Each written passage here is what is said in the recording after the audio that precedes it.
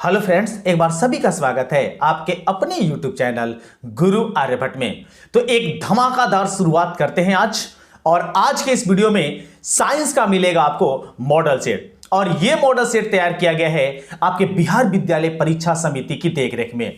आपका 10वां का एग्जामिनेशन अर्थात मैट्रिक बोर्ड का एग्जामिनेशन जो है वो होने वाला है 17 फरवरी से, और उसी टारगेट को पूरा करने के लिए एक बार और कुछ स्पेशल क्वेश्चनों के साथ इस वीडियो में उपस्थित है। तो वीडियो को अंत तक देखें और प्रत्येक क्वेश्चन को काउंट करते रहें कि आज इस सेशन में कितने प्रश्नों का सही और सटीक उत्तर आप दे सकते हैं। तो बिना विलंब किए देखते हैं आज का जो मेरा पहला क्वेश्चन होता है वो कैसा है। ये रहा आपके स्क्रीन पर पहला क्वेश्चन, मोस्ट इंपोर्टेंट। पहला ही क्वेश्चन हम आपके सामने ला दिए, बोर्ड मॉडल। वो क्वेश्चन है कि साइड मिरर के रूप में उपयोग होता है। 4 ऑप्शन मिलेंगे आपको, उत्तल लेंस, अवतल लेंस, दोनों या इनमें से कोई नहीं। तो जानकारी दे दे कि साइड मिरर जो गाड़ी के ड्राइवर के बगल में साइड में होता है, एक मिरर, एक दर्पण होता है, उसमें कौन सा प्रयोग किया जाता है? तो उसमें प्रयोग किया जाता है उत्तल दर्पण। अच्छे से याद रखें, उसमें हम प्रयोग करते हैं उत्तल दर्पण, जबकि यहां कोई ऑप्शन में है ही नहीं। देखिए उत्तल लेंस दिया हुआ है, ध्यान से ऑप्शन ए को देखेंगे, लेकिन मेरा राइट आंसर होगा उत्तल दर्पण। इसलिए हम कहेंगे इस प्रश्न का मेरा राइट आंसर होगा ऑप्शन नंबर डी, इनमें से कोई नहीं।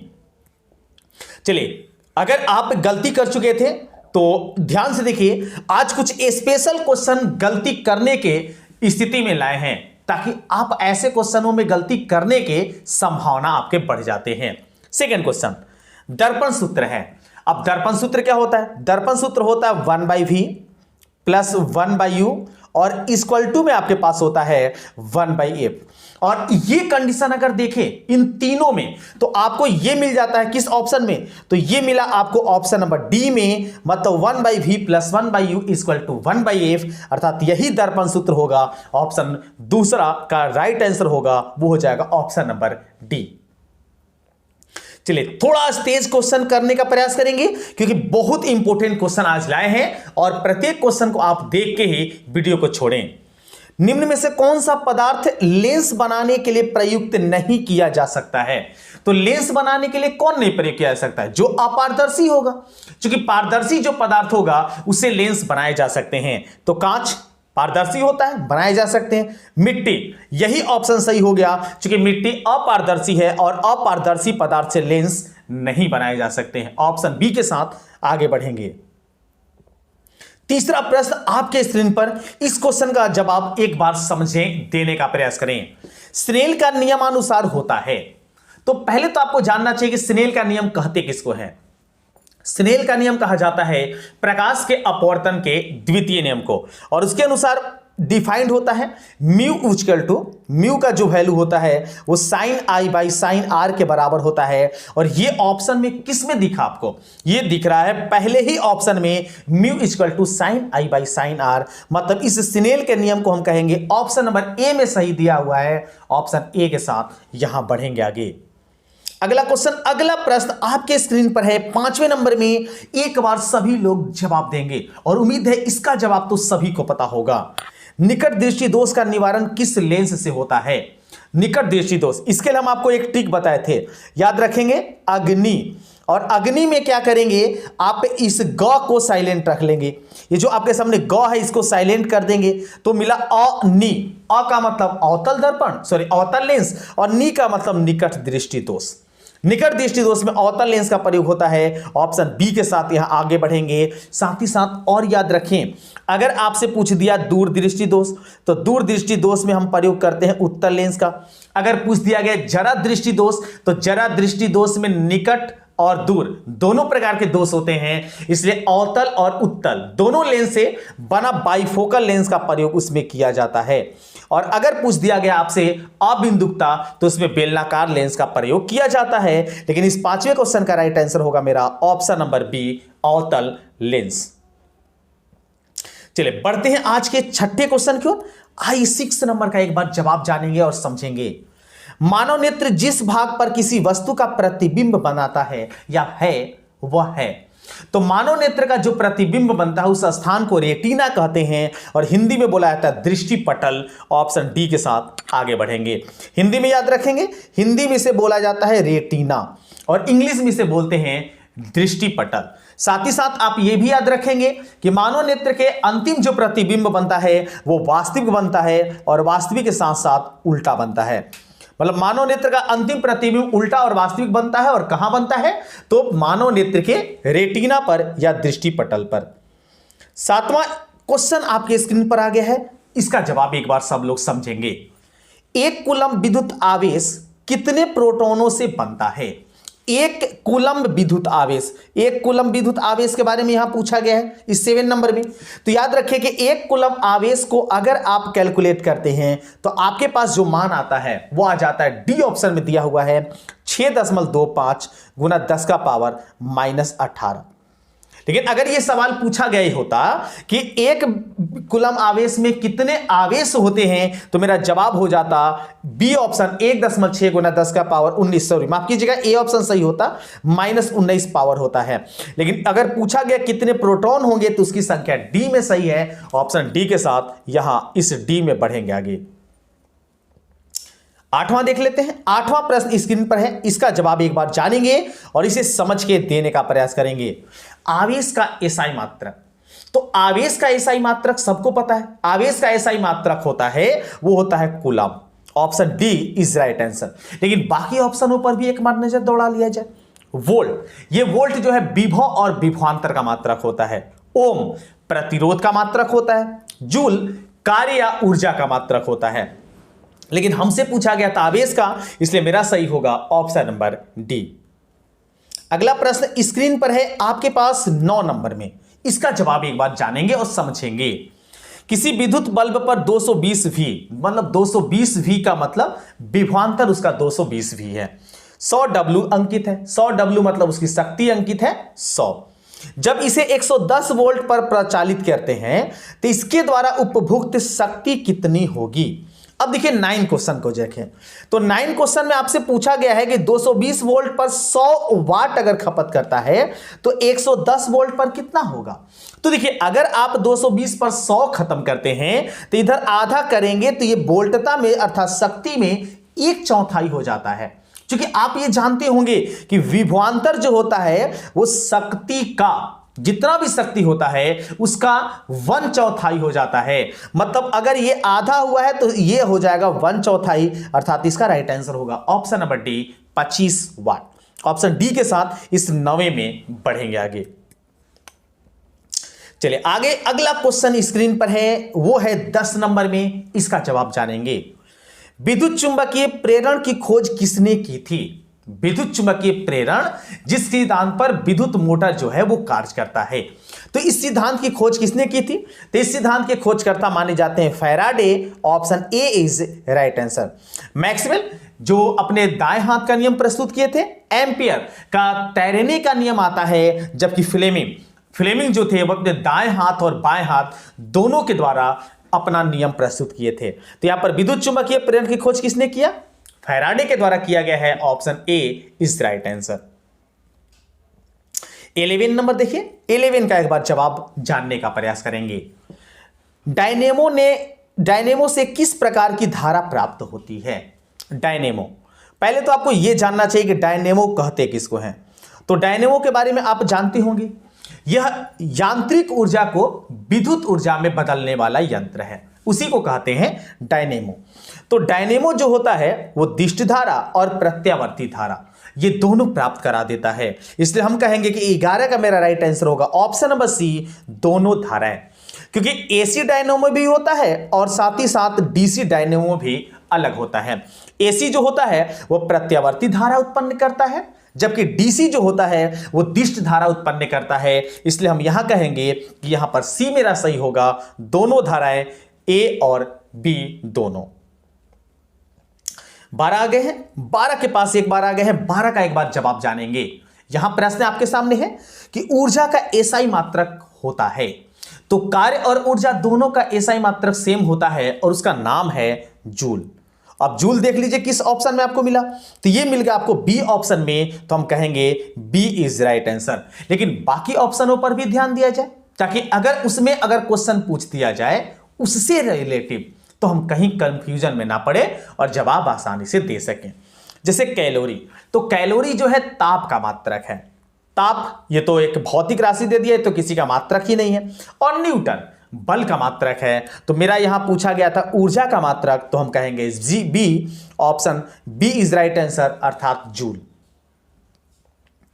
चलिए 13 स्क्रीन पर है, 13 का एक बार जवाब समझेंगे और इसका जवाब देने का प्रयास करेंगे। प्रश्न है कि सौर कुकर में भोजन पकाने के लिए किस ऊर्जा का प्रयोग किया जाता है। देखिए पहले तो आपको यह समझ लेना चाहिए कि सौर कुकर है क्या। तो आप जान जाइए कि सौर कुकर जो होता है एक ऐसा कुकर होता है जो सूर्य के प्रकाश में भोजन को, सूर्य के प्रकाश के द्वारा भोजन को पकाने का काम करता है। मतलब जब उसे सूर्य का प्रकाश ऊपर से मिलती है तो उसमें भोजन पच जाता है। और इसमें कौन सा दर्पण प्रयोग करते हैं, तो इसमें हम प्रयोग करते हैं अवतल दर्पण। यह भी बात याद रखेंगे, अवतल दर्पण का प्रयोग किया जाता है सौर कुकर में। तो यहां पर पूछा गया है कि किस ऊर्जा का प्रयोग होता है, तो सूर्य का प्रकाश जब उसे मिला तो सौर ऊर्जा का प्रयोग कहलाएगा। इसलिए हम कहेंगे option B is right answer. 13 में क्वेश्चन का राइट आंसर ऑप्शन बी होगा।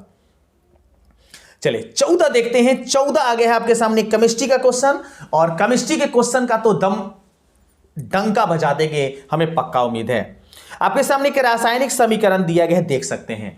Cu ऑक्सीजन से अभिक्रिया किया तो बना दिया कॉपर ऑक्साइड। तो आपको यह बताना है कि ऊपर दी गई रासायनिक अभिक्रिया किस प्रकार की है। ऊपर दी गई रासायनिक अभिक्रिया को कौन सा नाम देंगे। तो देखिए यहां पर कॉपर के साथ ऑक्सीजन जब अभिक्रिया किया तो बना दिया कॉपर ऑक्साइड। तो इसमें ऑक्सीजन कॉपर के साथ संयोग कर गया, यह भी कह सकते हैं। मतलब ऑक्सीजन का कॉपर से संयोग हुआ है, अर्थात एक प्रकार का ऑक्सीकरण अभिक्रिया है। और ऑक्सी अभिक्रियन कर जो होता है वो बी ऑप्शन में दिया हुआ है। मतलब मेरा इसका राइट आंसर होगा ऑप्शन नंबर बी। जब ऑक्सीजन का संयोग होता है या हाइड्रोजन का निष्कासन होता है, वैसी रासायनिक अभिक्रिया को ऑक्सीकरण कहते हैं। इसलिए इस प्रश्न का आंसर बी होगा। चलिए 14 के बाद देखते हैं 15 को समझते हैं। यह क्वेश्चन क्या है, फेरस सल्फेट क्रिस्टल का रंग होता है। यह कई बार क्वेश्चन पूछा है और इसमें बहुत सारे लोग कंफ्यूज कर जाते हैं, इसलिए हम इसको भी कहेंगे बोर्ड मॉडल। एकदम ऐसे क्वेश्चन एग्जामिनेशन में पूछे जाएंगे आपके, और एकदम आप सटीक और सही जवाब देंगे, हमें पक्का उम्मीद है। तो फेरस सल्फेट के बारे में अगर जाने तो फेरस सल्फेट जिसका अणु सूत्र होता है FeSO4, यह कहलाता है फेरस सल्फेट, जो लोहा और सल्फेट के अभिक्रिया से बनता है। तो फेरस सल्फेट जो होता है इसका कलर होता है हरा, अर्थात option B is right answer. हल्के हरे रंग का या भूरे रंग का माना जाता है, लेकिन यहां पर हम कहेंगे पूरी तरीके से हरा, क्योंकि भूरा इसका सवाल का जवाब सही नहीं होता है, इसलिए बी का राइट आंसर होगा। चलिए 16 देख लेते हैं। 16 स्क्रीन पर है, इसको समझते हैं, इसका जवाब देते हैं। खड़िया का रासायनिक सूत्र क्या है। खड़िया, ये भी काफी अच्छा क्वेश्चन है, और ये तो हम कहेंगे कि ज्यादा इंपॉर्टेंट नहीं है, लेकिन खड़िया का आपको समीकरण अर्थात सूत्र, अणु सूत्र जानना चाहिए। तो 16 में हम आपको बता दें कि खड़िया जो है इसमें कैल्शियम कार्बोनेट को कहते हैं, और देखिए मैग्नीशियम कार्बोनेट है, और ये कैल्शियम ऑक्साइड है। कैल्शियम ऑक्साइड को बुझा हुआ चूना कहते हैं। और CaHCO3 कैल्शियम हाइड्रोक्साइड कार्बोनेट आ गया, तो ये भी नहीं होगा। मतलब यहां पर राइट आंसर होगा मेरा 16 का, वो हो जाएगा कैल्शियम कार्बोनेट, जिसे संगमरमर के नाम से भी जानते हैं, और उसी का रासायनिक सूत्र होता है जिसका नाम है खड़िया। 17 देखते हैं। 17 का जवाब जानने का प्रयास करेंगे। लाल पत्ता गोभी उदाहरण है। लाल पत्ता गोभी एक सूचक है, लेकिन किस प्रकार का सूचक है ये आपके सामने ऑप्शन दिए गए हैं, और उसके अनुसार आपको जवाब देना है। ऑप्शन है प्राकृतिक सूचक, कृत्रिम सूचक, दोनों, या इनमें से कोई नहीं। तो देखिए अगर थोड़ा सा समझदारी का परिचय देते हैं तो लाल पत्ता गोभी मनुष्यों के द्वारा तो बनाया नहीं जाता है, ये तो प्राकृतिक रूप से बनती है, तो हम इसे कहेंगे प्राकृतिक सूचक है। Option A is right answer. चलिए इसके बाद आ जाते हैं 18 नंबर, स्क्रीन पर आपके सामने आ गया है, इसका जवाब देंगे। ग्रेफाइट होता है, तो ग्रेफाइट विद्युत का सुचालक होता है और ये कार्बन का एक अपरूप है। कार्बन के मुख्य रूप से दो अपरूप पाए जाते हैं, एक होता है हीरा और एक आपका होता है ग्रेफाइट। तो हीरा और ग्रेफाइट की अगर बात करें तो हीरा जो है विद्युत का कुचालक है, आप याद रखेंगे ये जो है ये कुचालक है, जबकि ग्रेफाइट जो होता है वो सुचालक होता है, इसलिए हम कहेंगे विद्युत का सुचालक है। Option B is right answer. ऐसे ग्रेफाइट को आप पेंसिल का जो नोक होता है जिसके द्वारा पेंसिल चलाते हैं और उसमें जो काला रंग का चलता है वही काला पदार्थ कहलाता है ग्रेफाइट। चलिए 19 का जवाब देने का प्रयास करेंगे। प्रश्न नंबर 19, निम्नलिखित में कौन अधातु है? अधातु जिसके बाह्यतम कक्ष में 4, 5, 6 या 7 ये इलेक्ट्रॉनों की संख्या मौजूद होती है। इलेक्ट्रॉनिक विन्यास के बाह्यतम कक्षा में 4, 5, 6 या 7 अगर इलेक्ट्रॉन मौजूद है तो वो कहलाते हैं आपके अधातु। और ऐसा अधातु कौन सा है? कार्बन। चूंकि देखिए लोहा, एल्युमिनियम और Au ये तीनों जो है आपके धातु हैं, जबकि कार्बन जो है वो अधातु है। इसलिए अधातु है कि इसकी परमाणु संख्या 6 होती है और इलेक्ट्रॉनिक विन्यास बनाएंगे तो आपको मिलेगा 2 और 4, मतलब बाह्यतम कक्षा में 4 हुआ, इसका मतलब ये अधातु होगा। 19 का राइट आंसर ऑप्शन बी। चलिए अगले क्वेश्चन में बढ़ेंगे। अगला प्रश्न स्क्रीन पर है जो है आपके सामने 20वें नंबर में। इसमें बताना क्या है, लोहा के प्रमुख अयस्क हैं। तो लोहा के मुख्य रूप से 3 अयस्क होते हैं, एक होता है हेमेटाइट, एक होता है मैग्नेटाइट और एक और होता है जिसका नाम है सीडेराइट। और इसमें से हमें दिया गया पहला ही ऑप्शन जो सी ऑप्शन में दिया है हेमेटाइट, अर्थात ऑप्शन सी के साथ यहां इस प्रश्न में बढ़ेंगे आगे। आप काउंट करते रहेंगे अभी तक कितने प्रश्नों का सही आप जवाब दे पाए हैं और आगे कितना सही प्रश्न कर पाए हैं। चलिए अगला 21, कार्बोक्सिलिक एसिड समूह कौन सा है? तो कार्बोक्सिलिक अम्ल जो होता है, जो एसिड के रूप में नाम दे दिया है, इसका क्रियाशील मूलक होता है COOH। ये अच्छे से याद रखेंगे। तो ये आपको दिया गया है ऑप्शन नंबर बी में। ऑप्शन बी के साथ इस 21वें प्रश्न में बढ़ेंगे आगे। 22वां आपके स्क्रीन पर है और बताना है कि एथिल अल्कोहल का IUPAC नाम क्या होता है। तो पहले आप जानकारी दे दे, एथिल अल्कोहल एथेन से बना हुआ है, इसका मतलब इसमें कार्बन की संख्या 2 होगी, इसका अणु सूत्र होगा C2H5 और अल्कोहल समूह का है इसलिए हम इसे कहेंगे OH। और अगर इसमें अल्कोहल शब्द जुड़ा हुआ है तो इसका मतलब ये साधारण शब्द है, साधारण नाम है, इसका IUPAC नाम आपको बताना है। तो इसका IUPAC नाम हो जाता है एथेनॉल, जो दिया गया है आपके ऑप्शन नंबर बी में। Option B is right answer. याद रखें एथेनॉल नहीं होगा, एथेनॉल जो होता है ये इसका राइट आंसर नहीं होगा, बल्कि इसका राइट आंसर चूंकि ऑल प्रत्यय जोड़ा जाता है एल्केल समूह के हाइड्रोकार्बन में, तो हम कहेंगे इसका राइट आंसर होगा मेरा ऑप्शन नंबर बी। 23 का एक बार जवाब जानने का प्रयास करेंगे और ये काफी मोस्ट इंपोर्टेंट क्वेश्चन कहेंगे इस वर्ष के लिए, क्योंकि ये भी क्वेश्चन कई बार एग्जामिनेशन में पूछा गया है और इस बार इस कोविड के प्रभाव के चलते ऐसे ऐसे क्वेश्चन की संभावना ज्यादा मानी जाएगी। क्वेश्चन है, international union of pure and applied chemistry का संक्षिप्त रूप क्या है? आपको करना है ऐसा है कि सभी के कैपिटल लेटर को मिला लीजिए। देखिए पहला कैपिटल लेटर I, इसके बाद देखिए यहां से मिला आपको U, उसके बाद देखिए यहां से मिल गया आपको P, कैपिटल वाले को केवल मिलाएंगे, फिर उसके बाद मिला A और उसके बाद आपको मिल जा रहा है यहां पर देखिए C, तो बन गया IUPAC। अर्थात IUPAC का यही पूरा रूप होता है जो दिया गया आपके ऑप्शन ए में। 23 का राइट आंसर ऑप्शन ए हो जाएगा। चलिए 24 स्क्रीन पर है, 24 का एक बार जवाब जानेंगे और समझेंगे इसे। एल्डिहाइड श्रेणी का सामान्य सूत्र क्या होता है? एल्डिहाइड, तो एल्डिहाइड का अगर क्रियाशील मूलक याद है तो क्रियाशील मूलक के पहले वाला जो भाग होता है वो होता है CnH2n+1। ये आपको पता होना चाहिए, ये क्रियाशील मूलक के पहले वाले जुड़े होते हैं। अब यहां क्रियाशील मूलक वाला टर्म अगर आपको याद है तो ये आपको याद होगा कि एल्डिहाइड का क्या सूत्र हो जाएगा। तो अगर आप इसमें थोड़ा सा ध्यान देते हैं तो एल्डिहाइड में क्रियाशील मूलक जुड़ता है CHO, तो अब ये देख लीजिए किस ऑप्शन में मिला, तो ये ऑप्शन ए में ही मिल गया है, मतलब इस 24 में हम बोलेंगे option A is right answer. 25 screen पर है, इसका जवाब एक बार जानने का प्रयास करेंगे। आवर्त सारणी के शून्य समूह का तत्व, तो जो आवर्त सारणी इस प्रकार से सजाया गया है, इस प्रकार से, तो सबसे अंतिम वाला जो कक्ष होता है या सबसे अंतिम वाला जो वर्ग है, इसी वर्ग को बोलते हैं, और ये ऐसे 18वां वर्ग कहा जाता है जिसे शून्य वर्ग के नाम से भी जानते हैं।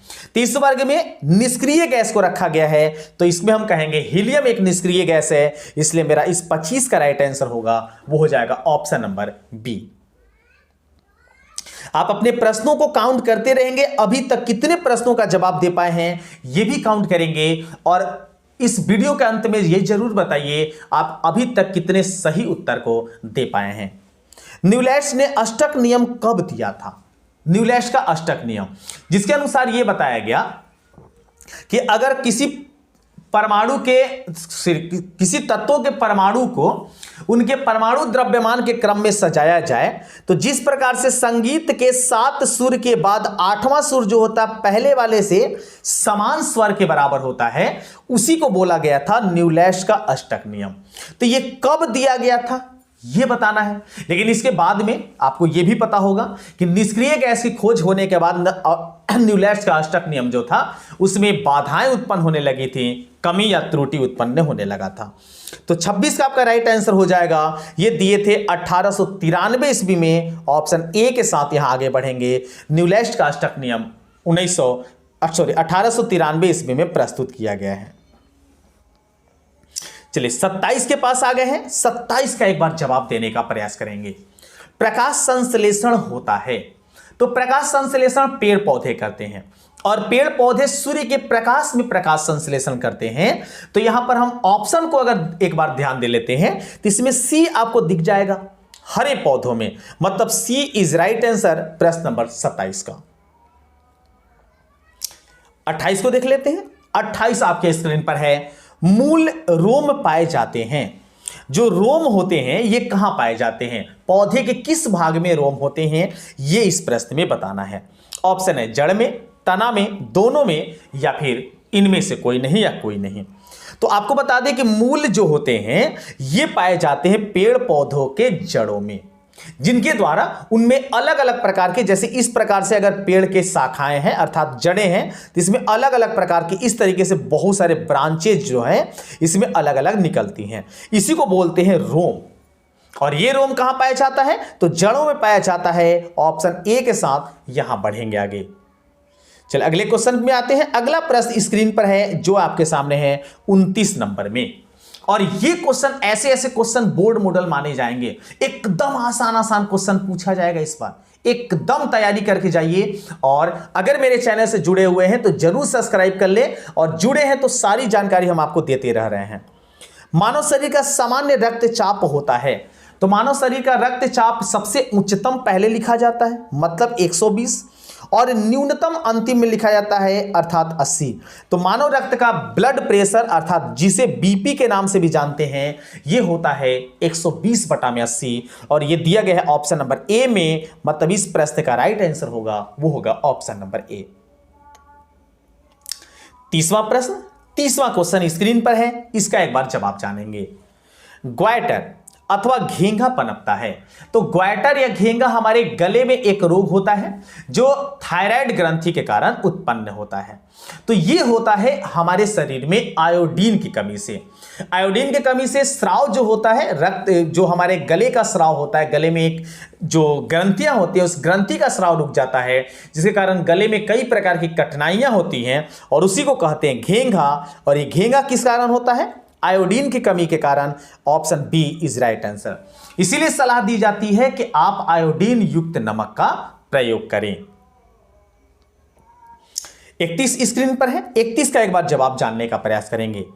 मनुष्य में विभिन्न सूचनाएं किस रूप में संचित होती हैं। जैसे मान लीजिए अगर आपको कोई चींटी काट दे अर्थात आपके पैर को स्पर्श कर ले तो आपको आभास हो जाता है। तो ये जो आप में संवेदना हुआ इसी को हम कहते हैं सूचना।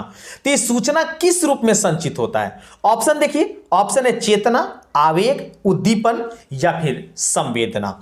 तो 31 में हम आगे बढ़ेंगे तो 31 का राइट आंसर होगा, इसको हम कहेंगे चेतना। विभिन्न सूचनाएं जो संचित होती हैं उसे चेतना कहते हैं, और एक स्थान से दूसरे स्थान तक जब जाता है तो उसे हम आवेग के नाम से जानते हैं।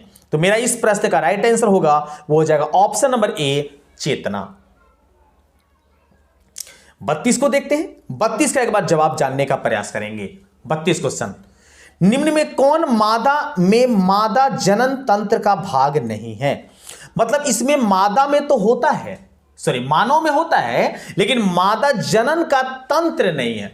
यह मुख्य रूप से पुरुषों में पाया जाता है। ऑप्शन देखिए, अंडाशय, यह तो मादा में है, गर्भाशय, शुक्रवाहिका या डिंबवाहिनी। तो अगर इस 32 को अगर देखें तो 32 का आपका राइट आंसर हो जाएगा शुक्रवाहिका, जो मादा जनन तंत्र का भाग नहीं माना जाता है। Option C is right answer. लेकिन अंडाशय, गर्भाशय और डिंबवाहिनी ये तीनों के तीनों मानव में मादा जनन अंग के रूप में माने जाते हैं। 33 को देख लेते हैं। 33 का जवाब देने का प्रयास करेंगे। यह बायोलॉजी का सेक्शन चल रहा है आपका, और आप काउंट करते रहेंगे आप अभी तक कुल कितने प्रश्नों का सही उत्तर दे पाए थे। अंडाणु निषेचित होता है।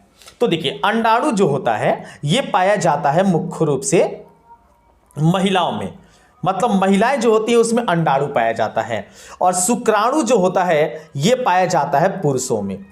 यह बात अच्छे से आप याद रखेंगे, शुक्राणु पाया जाता है पुरुषों में, जबकि अंडाणु पाया जाता है महिलाओं में। तो अंडाणु निषेचित होता है, और वो कहां से निषेचित होता है इस प्रश्न में आपको यह बताना है। योनि से, गर्भाशय से, फैलोपियन नलिका से या फिर अंडाशय से। तो 33 में अगर जाने तो 33 का आपका राइट आंसर होगा फैलोपियन नलिका से अंडाणु निषेचित होता है। ऑप्शन सी के साथ यहां बढ़ेंगे आगे। 34 देख लेते हैं। 34 का एक बार जवाब समझेंगे और इसे जानने का प्रयास करेंगे। फूल में नर प्रजनन अंग है। फूल जो देखे हैं जिसमें नर फूल भी होते हैं और मादा फूल भी होते हैं, और आनुवंशिकता के खोज के लिए गेर्गर मेंडल जो थे मटर के पौधे का प्रयोग किए थे। ये सब बातें आप लोग बड़े मजे से पढ़ चुके हैं। तो फूल में नर प्रजनन अंग क्या होता है? ऑप्शन है पुंकेसर, अंडप, वर्तिकांग या फिर वर्तिका। तो पुरुष के तहत जो अंग होता है उसको नर बोलते हैं। तो नर प्रजनन अंग पुष्पों में जो होता है उसे बोला जाता है पुंकेसर। ऑप्शन ए के साथ आगे बढ़ेंगे। और मादा जनन अंग जो फूलों में या फिर पुष्पों में पाया जाता है उसे स्त्री केसर के नाम से जानते हैं। यह भी आप याद रखें। 35 देख लेते हैं। 35 आपके स्क्रीन पर है। स्त्रियों में कौन सा लिंग गुणसूत्र होता है? अब देखिए, कुछ गुणसूत्रों से संबंधित जानकारी जान जाए। गुणसूत्रों की संख्या हमारे शरीर में टोटल होता है 23 जोड़ा। अगर टोटल पूछा जाए तो हो जाता है 46। अगर आपसे पूछा गया कि लड़का में या फिर पुरुषों में कि कौन से गुणसूत्र होते हैं, तो लड़का में जो गुणसूत्र होते हैं वो होते हैं XY, जबकि लड़कियों में जो कुछ गुणसूत्र होते हैं वो होते हैं XX। और ये दिया गया है आपके ऑप्शन नंबर बी में, मतलब इस क्वेश्चन का मेरा राइट आंसर होगा वो हो जाएगा ऑप्शन नंबर बी। चलिए 36 देख लेते हैं। 36 स्क्रीन पर है क्वेश्चन, इसको समझेंगे। अफ्रीकी मानव का सबसे निकट संबंध है। अफ्रीकी मानव मतलब अफ्रीका में रहने वाले जो मानव हैं उसका संबंध किस जीव से या किस प्रकार के जानवर से है? चिंपैंजी, गोरिल्ला, बंदर या गिलहरी। तो ये अगर विज्ञान में माने तो विज्ञान के डार्विन के अनुसार जैसे नई पीढ़ी की उत्पत्ति होती है, नए जीवों की उत्पत्ति हमारे इस ब्रह्मांड में होता है, उसी से पता लगाया गया कि अफ्रीकी मानव जो है वो सबसे निकट कौन सा है। तो अफ्रीकी मानव के सबसे निकट माना गया है चिंपैंजी को, अर्थात option A is right answer. Chimpanzee जो होता है वो बंदर से थोड़ा सा तेज माना जाता है। बंदर में 23 जोड़े क्रोमोसोम होते हैं, जबकि चिंपैंजी में 24 जोड़े क्रोमोसोम होते हैं। मतलब क्रोमोसोम की टोटल संख्या उसमें 48 होती है। चलिए अगला प्रश्न आपके स्क्रीन पर है जो है 37 नंबर में। 37 को एक बार जानने का प्रयास करेंगे। निम्नलिखित में किसे आनुवंशिकी का पिता कहा जाता है? देखिए, अभी थोड़ा देर पहले अपने डिस्कशन में हम लोग बात कर चुके कि आनुवंशिकी के पिता किसे कहते हैं। तो आनुवंशिकी के पिता ग्रेगर जॉन मेंडल को बोला जाता है, जिन्होंने मटर के पौधे का प्रयोग करके आनुवंशिकता की खोज की थी और इसी आनुवंशिकता के कारण उच्च किस्म के बीजों की उत्पत्ति की गई थी। यह श्रेय जाता है ग्रेगर जॉन मेंडल को। Option B is right answer. 38 देख लेते हैं। 38 स्क्रीन पर है क्वेश्चन, इसको समझेंगे। निम्नांकित में किसे आप उपभोक्ता की श्रेणी में रखेंगे? उपभोक्ता, तो देखिए उपभोक्ता के रूप में जाने जाते हैं जो, वो जाने जाते हैं मुख्य रूप से पेड़ पौधे, घास, शैवाल, ये सब जो हरे पेड़ पौधे होते हैं जो प्रकाश संश्लेषण की क्रिया कर लेते हैं, उसको हम कहते हैं उपभोक्ता। अच्छे से याद रखेंगे, माफ कीजिएगा, उसको कहते हैं उत्पादक।